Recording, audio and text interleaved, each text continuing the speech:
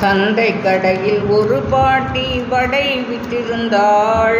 அந்த சமயம் ஒரு காக்கை அந்த கடையண்டை வந்து திருடி ஓர் வடையை வாயில் கவ்விக்கொண்டு சந்தோஷமாய் ஓர் மரத்தில் தங்கி இருந்தது.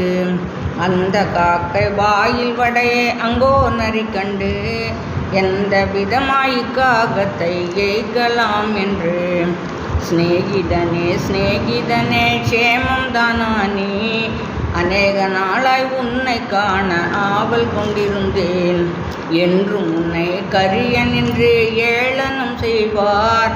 ஆனால் உந்தன் குரலின் ஓசை மிகவும் இனிமைதான் என்று சொல்ல காக்க கர்ப்பம் அதனாலே கொண்டு நன்றாய் வாயை திறந்து கா கா என்று கத்திற்று.